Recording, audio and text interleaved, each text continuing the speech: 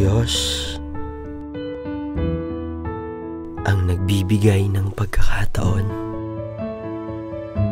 na makakita ko ng liwanag sa madilim naming buhay.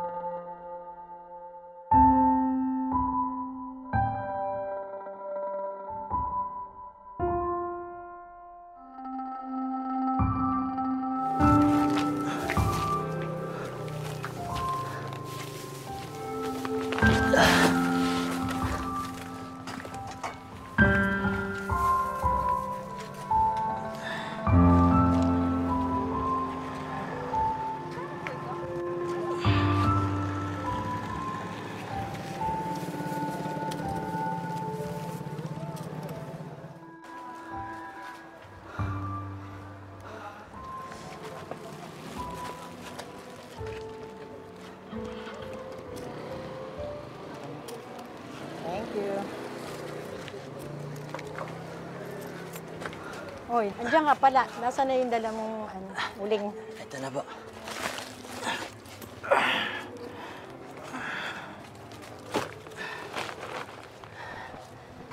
Ito na po, Wela, yung buko na binili niyo. Ah, ganun. Salamat. Ito pala yung bayad ng uling. Salamat po.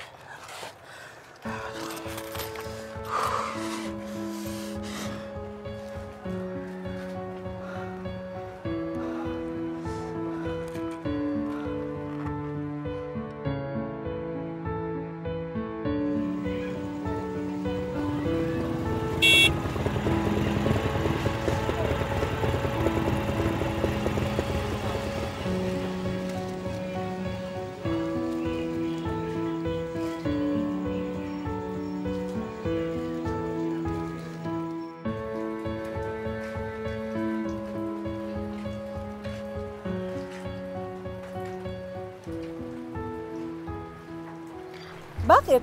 Bibilin mo ba yan? Hindi ka naman pala bibili, ba't hinahawakan mo?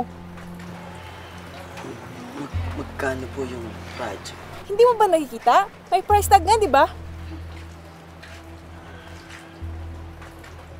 Teka, hindi pala kayo marunong magbasa.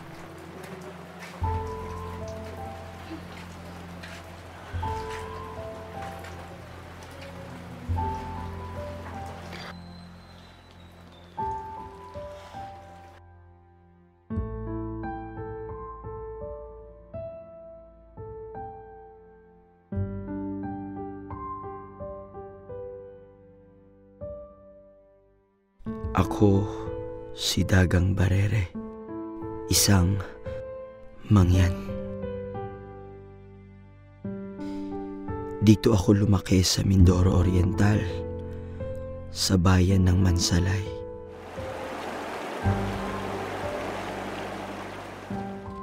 Kabilang ang aking pamilya sa daan-daang mga katutubong mangyan na naninirahan sa kabundukan.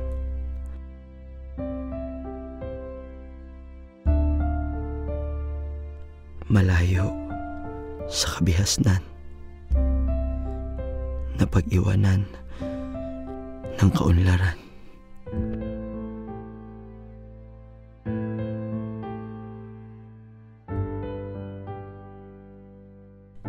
Dahil hindi nakapag-aral, wala ring masasabing sariling kayamanan.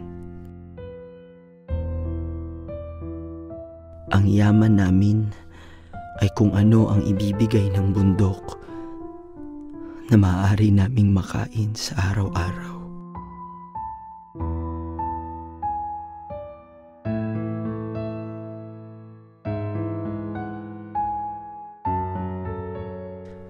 Kung di ako magbababa sa bayan ng mga bunga ng gubat, hindi kami magkakapera ni Ina at ng mga kapatid ko.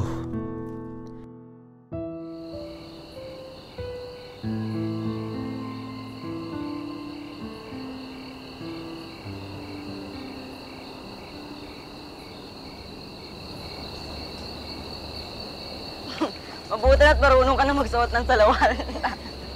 Oo, aasarin niyo naman si Dagang. Pang-aasar ba yun? Eh, totoo namang bahag lang ang alam nilang isuot eh. Tanungin mo kung marunong na siyang maligo at gumamit ng sabon. Salbahe talaga kayo. Kawawa kaya yung mga yan. Pagbilhan mo nga siya ng bigas. 4 na oras ang pag-akyat ng bundok ng mga yan. Eh, gabi na. 4 na oras pa baba. 4 na oras pa akyat. Eh, bakit kasi bumababa pa sila ng bundok? Doon na lang sila. Eh, kasi masipag at masikap. Kaysa naman sa tulad nyo. Hay nako, umalis nga kayo dito sa tindahan ko. Dito kayo nangaasar. Alis!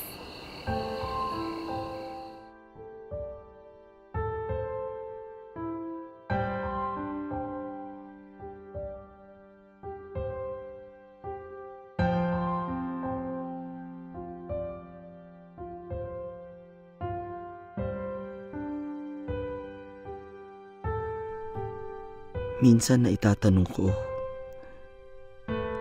bakit kailangang mahirapan? Bakit kailangan na tuksoin ng ibang tao? Bakit kailangan kaming maging iba sa karamihan?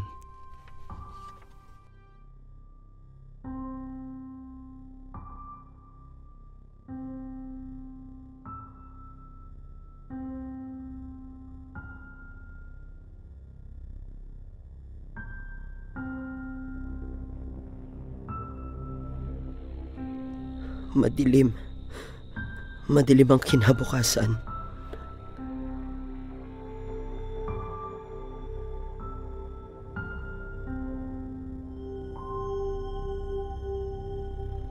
Sino ba ang ayaw na mabigyan ng kaginhawaan ng magulang at mga kapatid?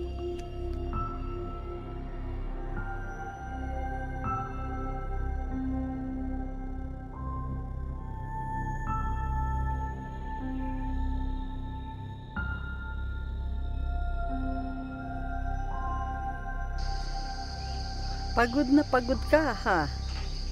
Kumain ka na ba? Bakit hindi mo man lang kinain itong dala mong tinapay? Anay, para ho yan kay Payang, kay Magang, at saka ho sa inyo. Naglaga ako ng saging. Gusto mong ikukuha kita, ha?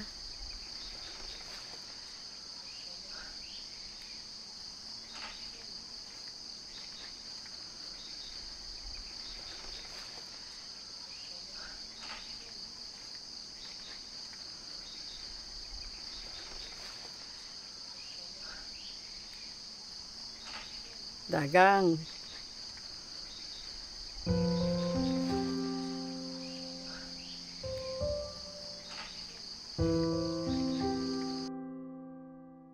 Pero ang sabi nga ng mga ninuno namin,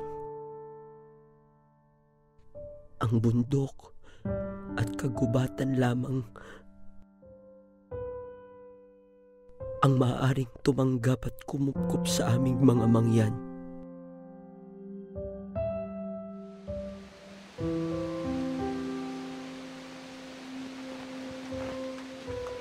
Nanay, aalis na po kami ni Manong.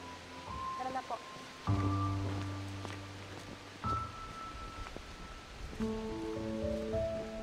Manong, dalan mo ako ng buko, ha?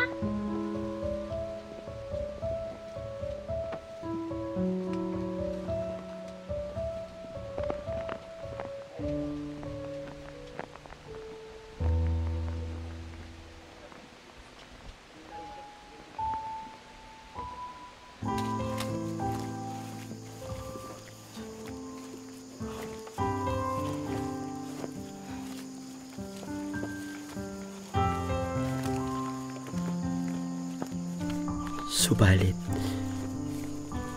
may hihigit pa ba kung ang Diyos na mismo ang nagbibigay ng pagkakataon sa tao?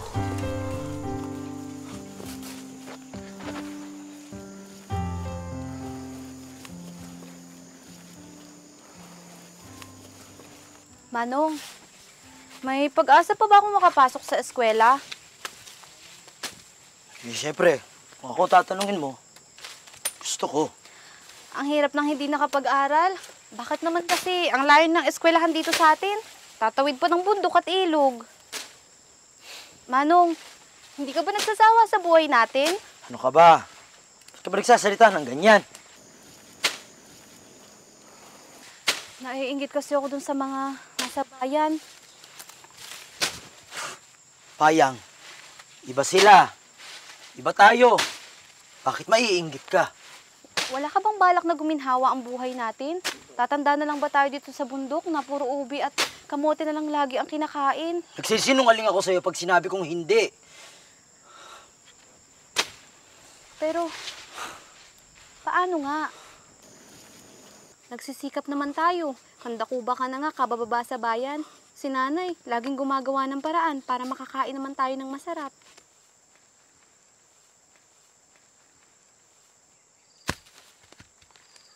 Hindi ko naman sinisisi yung kalagayan natin kung bakit dito tayo sa bundok lumaki.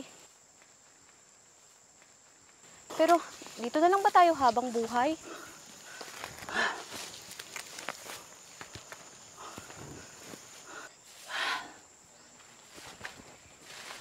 Sabi ng Diyos, sa bayang banal, wala nang hirap at sakit. Bayang banal?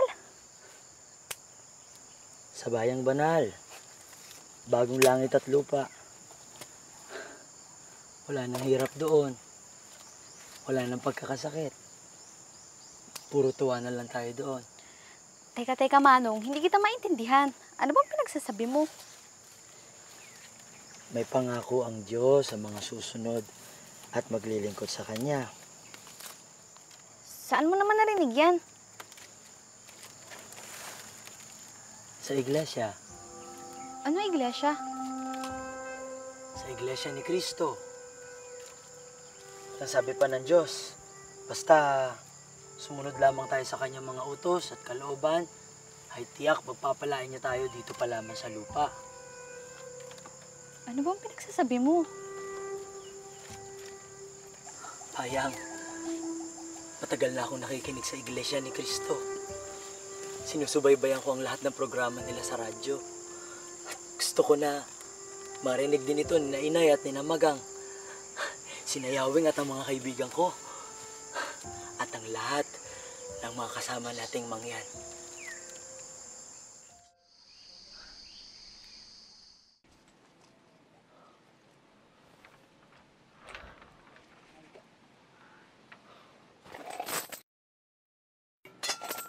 Daming pera niyan, Manong, ah. Oh, kulang pa nga eh. Kailangan ko magtrabaho. Tubig, Manong. Anak, aanhin mo ba yung radyo, ha? Wala po, Nay. May pinakikinggan lang po ako. Eh, wala naman tayong kuryente, Manong, ah. Bakit ka bibili? Di baterya naman yung bibiling ko. Ano ba yung pinakikinggan mo sa radyo? Iglesia ni Kristo po. Ano? Ulitin mo nga ang sinabi mo.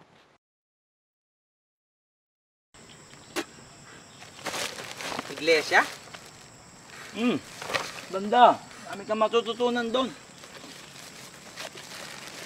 Saan mo naman napakinggang radyo yan? Doon sa baba. sa tindahan ni Aling Minang. Maganda. Pag radyo dapat, tugtugan, sayawan, ganun dapat yung napapakinggan. Alam mo, nakakaantok makinig ng ganyan. Hindi dami ko nga nalaman eh. Alam mo, dami pala natin ginagawa na bawal sa Biblia. Ba't ka pa bibili? Di makinig ka na lang doon sa baba.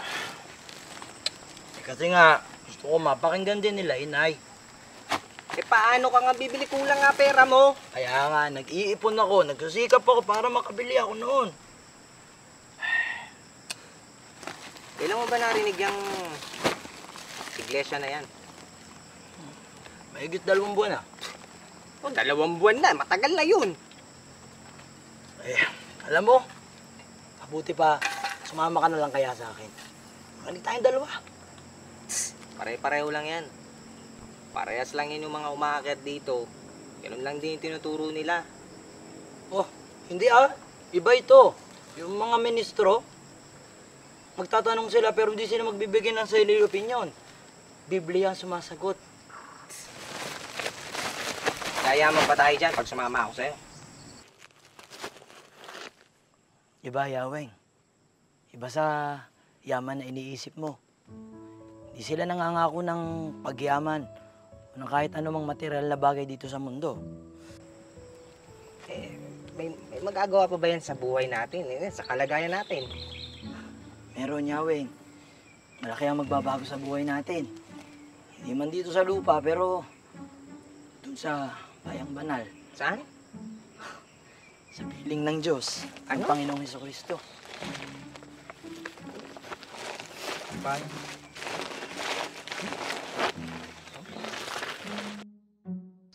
Umaasa kami na patuloy ninyo kaming sasamahan sa buong panahon ng aming gagawing paglilingkod sa inyo.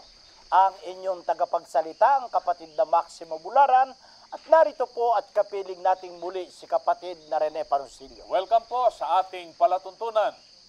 Inaasahan po namin na ang patuloy ninyong pagsubaybay sa inyong pakinabangan at makatulong nawa ang palatuntunan ito sa inyo pong mga pagsusuri. Naalala ko yung mga magulang na Dagang, napayuhan yung kanilang mga anak tungkol sa uri ng mga tao na dapat na makasama at makakaalam. Araw-araw ho, ipapayagan nyo ako makinig sa radyo nyo ho.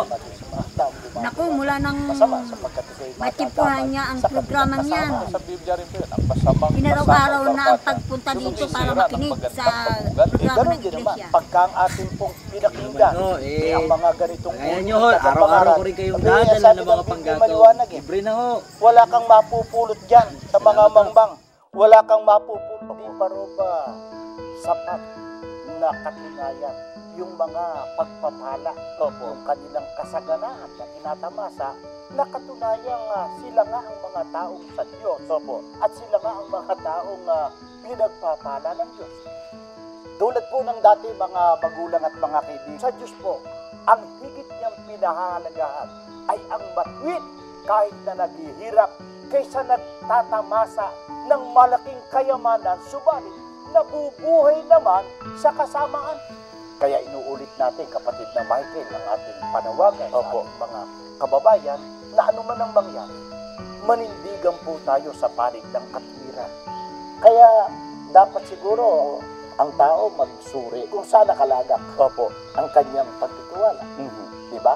Dahil may mga tao na ang pinaglagakan ng pagtitiwala, yung kanyang kayamanan. Sana po, pinakahangad natin na ang mga katotohanan ng aming inilahat ay makatulong sa ating lahat. Lalo na sa mga nagsisipagsuri ng gusto ay makarating sila sa tunay na katotohanan para maisagawa ang tunay na paglilingkod sa Diyos. Hoy, masarap ang luto ko, ha? Aboy. Basta ubusin nyo yan. Basta Sige. luto ni nanay. Masarap. Talaga naman, mga anak ko. Sarap, no? Nay, siya nga pala. Bukas po ay magababa po ako sa Kapatagan. Oh, wala ka pa namang kalakal na ibababa. Ay, kasi po, Nay, punta po sana ako sa kapilya ng iglesia. Ano? Saan ka pupunta? Sa kapilya po ng Iglesia ni Cristo sa bayan. Anong gagawin mo doon? Nay, mag-iiglesia na po ako. Ano? Hindi ba? Nakikinig ka naman ng radyo. Kasi po, gusto ko po sana na mas marami pa po akong malaman tungkol sa iglesia. At saka po, Nay, gusto kong maranasan yung sinasabi nilang pagsamba. Dagang, anak, nauunawaan mo ba ang gusto mong gawin, ha? Ano pong ibig niyo sabihin ni Nay? Ang ibig kong sabihin, ang mga iglesyang yan, bukas ba ang loob nila na ikaw ay tanggapin? Nay, ipinag-aanyaya po nila ang iglesia sa lahat po ng mga tao. Manong, di ba ang sabi mo, iba sila, iba tayo? Bakit pupunta ka doon?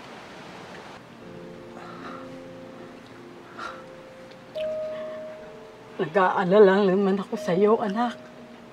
Bilang iyong ina. Sana, huwag mong kalimutan na mangyan tayo.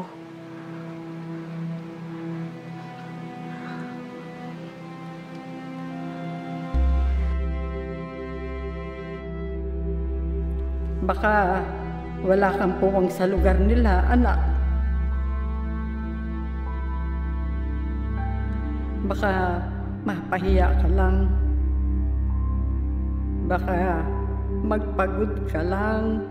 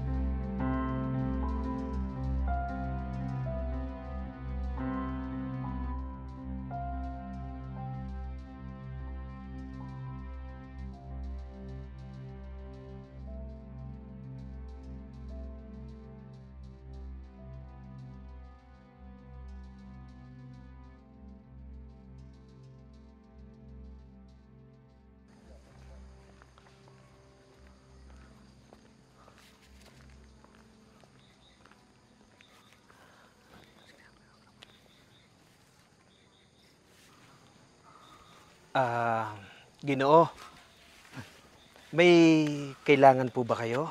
Ako po si kapatid na Roger, ang ministrong nakadestino po dito. Meron po ba kayo hinahanap sa gusaling sambahan? May pagsamba ho ba ngayon? Pagsamba po. Meron po. Mamaya pong alas 7 ng gabi. Bakit, sasamba po ba kayo? Gusto ko po sanang mag-iglesia.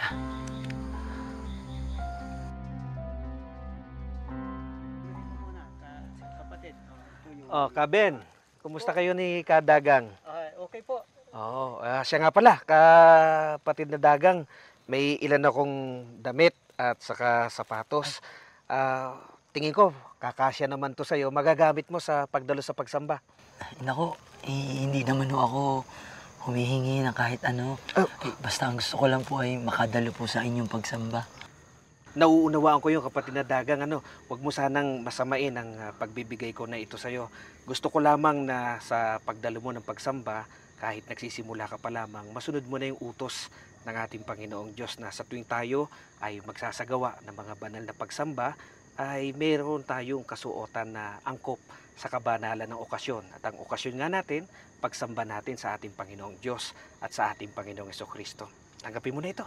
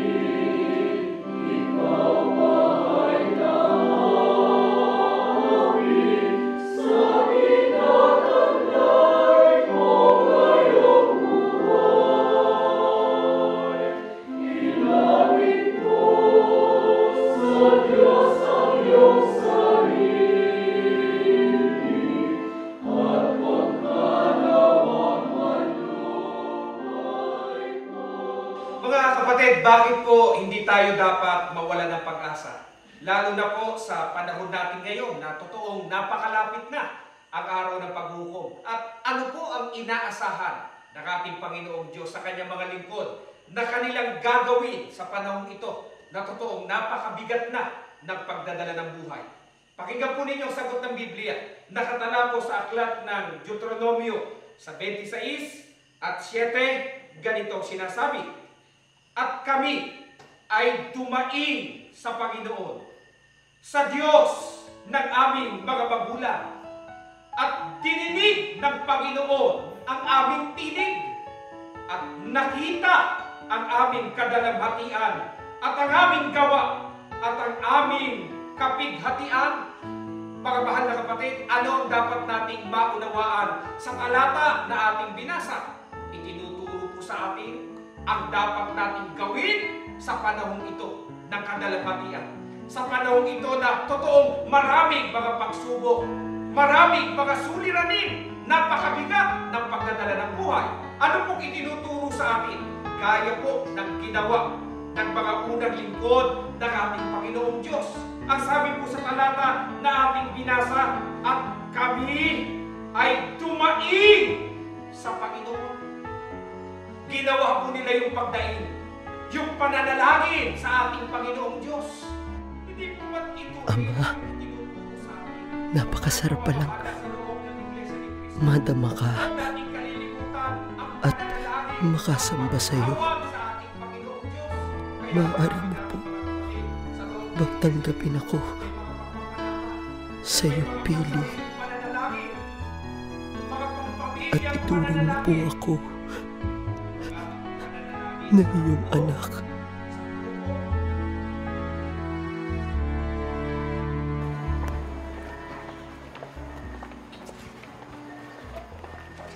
Ingat kayo mga kapatid sa pag-uwi. Oo, sige, ingat. Ingat kayo ha, sa pag-uwi. Ayan po. Sige, ingat kayo. Kapatid na dagang. Ay, gandang gabi po. Kumusta? O, tatandaan mo ha, hindi sapat na nakakapakinig ka lang sa radyo. Tama yon, pero kailangan na malaman mo na ang isang umaanib sa loob ng Iglesia ni Cristo ay dapat dumaan sa proseso ng pag-anib o pagpasok sa iglesia. Kaya kailangan mapakinggan mo lahat ng pangunahing aral na itinuturo, sinasampalatayanan sa loob ng Iglesia ni Cristo.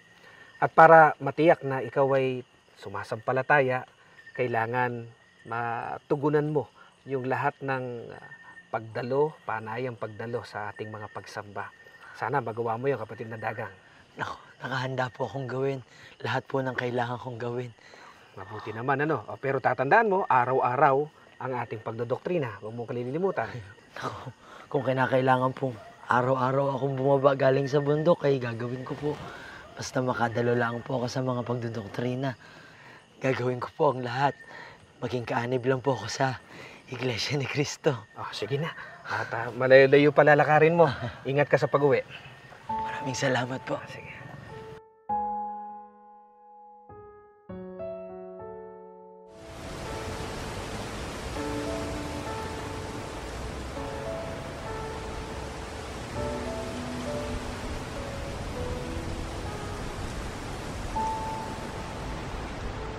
Ang saya mo yata ngayon, anak. Opo. Oo. Kumusta naman sila? Tinanggap ka ba nila? Opo.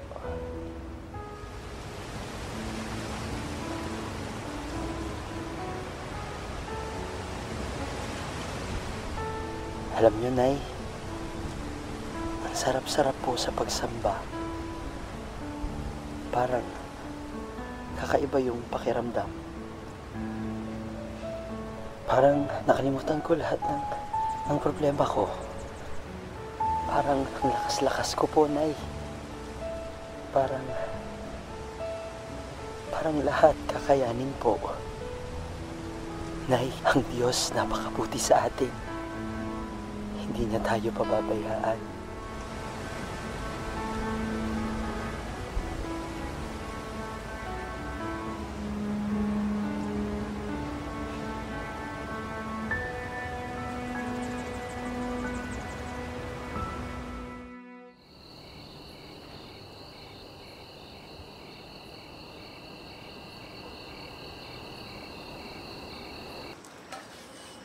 Bibiro gagawin mong hirap dagang.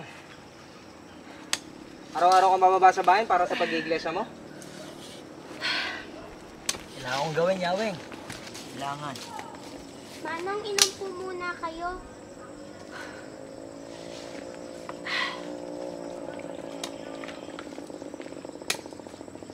Mahigit 8 oras yun. Pababa, paakyat dito sa atin.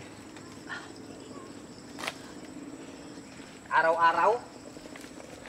Mahirap yun, di mo kakayanin yung dagang.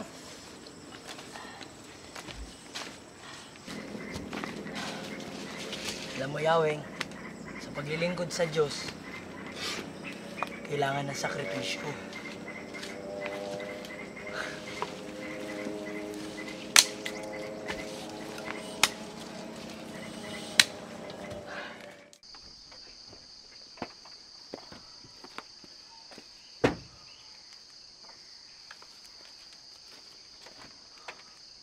Ingat ka, Manong. Sana ay hindi ka mabigo sa balak mo.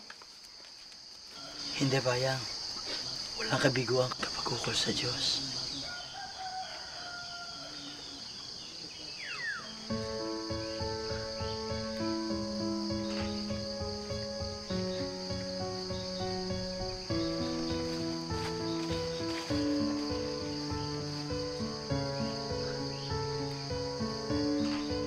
Kailangan pa ba natin to maglinis? Oo, halika na! Sabi ng Diyos, kailangan lahat ng bagay nasa kayusan. Kailangan maayos tayo. Siksin mo yung katawan mo.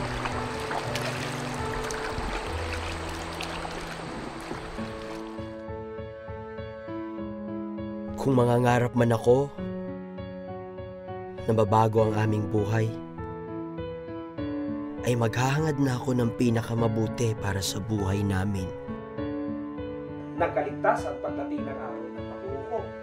Kaya mula ngayon, Buhay na kasama ang Panginoong Diyos at ang Panginoong Hesukristo. araw-araw natin ito gagawin.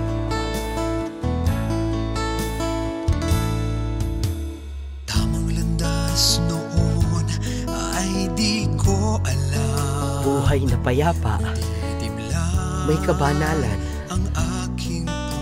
at ikapagtatamo ng kaligtasan sa araw ng pag-uwi. Bulag sa katotohanan, nangangapa sa madilim. At ang lahat ng ito ay matatagpuan lamang sa loob ng Iglesia ni Cristo. Palatayanan natin yung pangako ng ating Panginoon. At sa panig ng ating Panginoon Diyos, ano inaasahan niya sa kanyang pangalaman. At sabi ko sa talangin na ating inasa, huwag natin pagkakaan ang pagkakaan sa ating pagkakaan. Kapigadagan, pinapagis mo kita sa pangalan ng Ama, ng Anak, ng Espiritu Santo, sa ikapagpapatawad ng mga kasalanan. Amen. Itinuro mo ang landas ng buhay na dapat kong lakaran. Ang paglilingkod sa ating Panginoon Diyos ay katutubong pananagutan ng tao sa Panginoong Diyos na lumikha sa Kanya. Masama kapag ang tao ay hindi kumikilala. Pakinggan po ninyo sa aklat ng Mateo, sa 7:21, ay ganito ang ating pong mababasa. Tingin po ninyo mabuti. Hindi na natin magpakaawa ngayon. Tumayo kayo at tayo manalangin. Kapatid na Dagang, salamat sa Panginoong Diyos at ikaw ang kinasangkapan niya. Ikaw ang naging daan para ang Iglesia ni Cristo at at ang tunay na ebanghelyo makarating dito, makarating sa mga kababayan mo na katulad mo, mga katutubo. Sana tuloy-tuloy sila sa pakikinig. Huwag ko kayong mag-alala. Sisikapin ko po na gabi-gabi ay maisama sila sa ganitong mga pagdodoktrina at gayon din maisama ko sa pagsamba natin sa bayan. Oo, ay paano? Medyo dumidilim na. Umuulan pa. Malayo-layo pa kami lalakarin pababa sa bayan. Tutuloy na kami, kapatid na dagang. Roger. Mag-ingat po kayo. Salamat kayo. Salamat ng marami, ano? Salamat po. Sige. Paano po? Salamat po. Tutuloy na kami. Roger. Salamat din sa inyo. Tuloy-tuloy ang inyong gagawin pakikinig, ha? Opo. Ito na yung mga 12 taon gulang na, pataas. Isama nyo na rin sila dito, ano? Huwag kayong titigil sa pagsamba natin. Mahalaga yung ating pagsamba. Gaya ng ating pinag-aralan kanina. Ipag-aanyaya nyo sa ating mga kababayan dito. Ano po? Opo. Salamat po. Salamat po. Oo, at Ingat po kayo sa inyong pag-uwi. Oo. Paano? Sige. Sige po. Salamat na marami sa inyo. Oh, kapatid na dagang. Ba't nandito ka pa? Meron po sana akong gusto pong ilapit sa inyo. Oh, ano yun? Kadagang, may sasabihin ka ba? Ano yung sasabihin mo? Gusto ko po sanang tumanggap po ng tungkulin. Ay, oo naman, tungkulin. At napakasarap sa pandinig ko yan. Katunayan yan na ikaw talaga ay sumasampalataya. Ano ba hinahangad mong tungkulin, kapatid na dagang? Matagal-tagal ka na rin kasing kaanib sa iglesia, hindi ba? Gusto ko po sanang maging mga awit po. Talaga bang gusto mo maging mga awit, kadagang? Opo. Kasi po sa pamamagitan po ng pag-awit ay mas lalo ko pong mabibigyan ng kapurihan ng ating Panginoong Diyos. Doon po ako masaya. Nais ko pong makapaghandog ng pagpupuri sa Diyos sa pamamagitan po ng pag-awit. Kadagang, natutuwa ako bilang ako yung nagdoktrina sa'yo. Masaya ako na hinahangad mo maging mga awit. Pero kailangan kong magpakatapat sa'yo, magpakatotoo sa'yo. May konti tayong problema na dapat ay masolusyonan muna bago ka ganap na maging mga awit. Problema po? Kasi kadagang, gaya ng nalalaman mo, ang pag-awit ginagawa yan sa pamamagitan ng pagbasa. Kailangan marunong kang bumasa.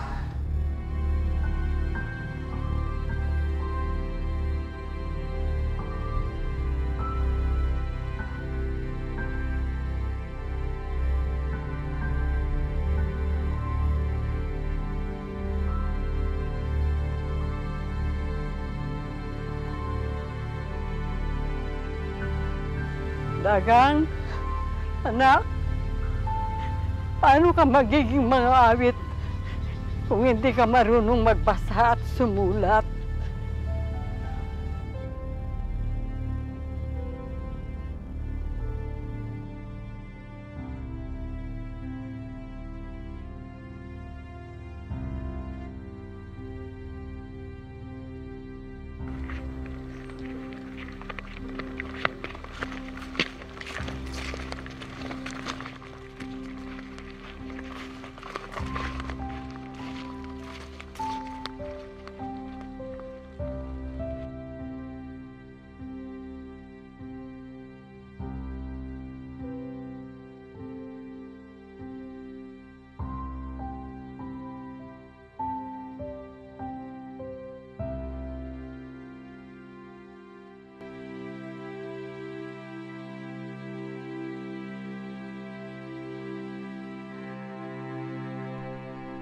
Panginoong Diyos,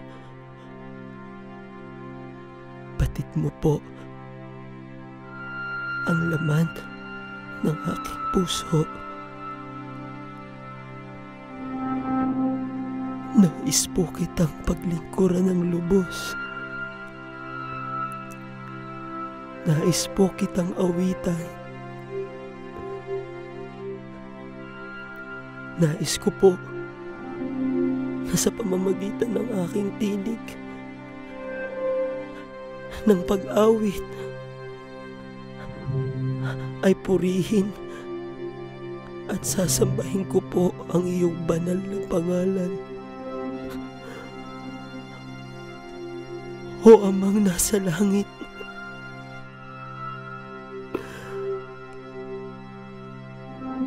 pahintulutan mo po ako na maging isang mang-aawit.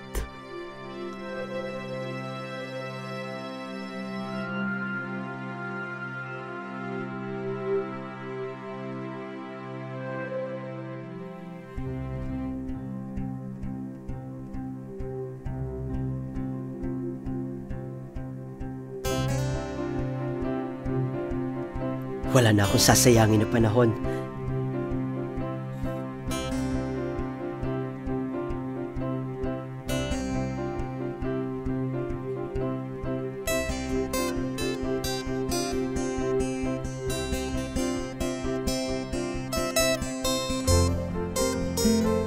Dagang, basahin mo nga ito. Pa. Pa. Patuloy akong mag-aaral na bumasa at sumulat.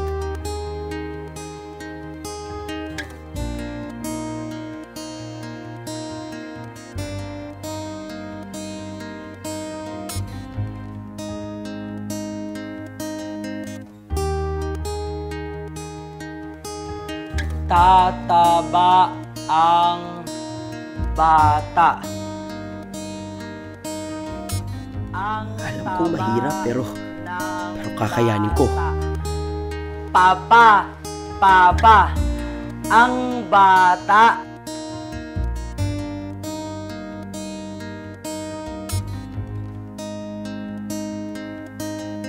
Patuloy akong magsisikap na matuto.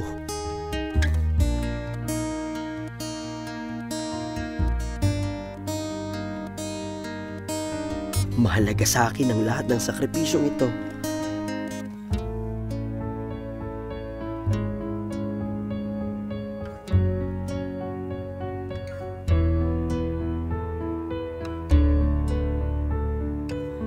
Sapagkat wala akong ibang pinakahahangad. Wala akong ibang pinakahahangad kundi ang madulutan ng kapurihan ng Panginoong Diyos.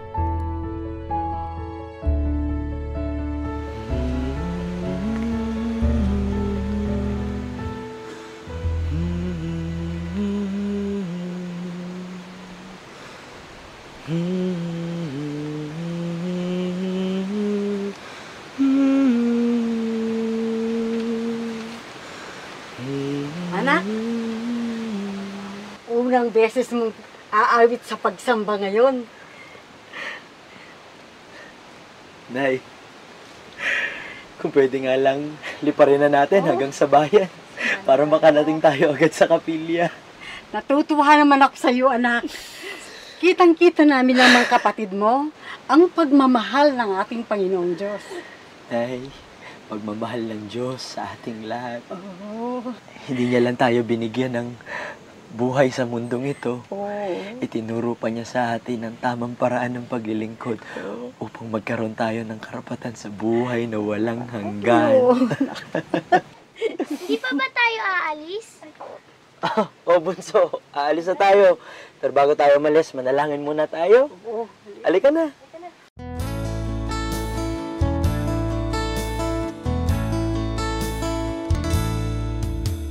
Tamang landas noon ay di ko alam.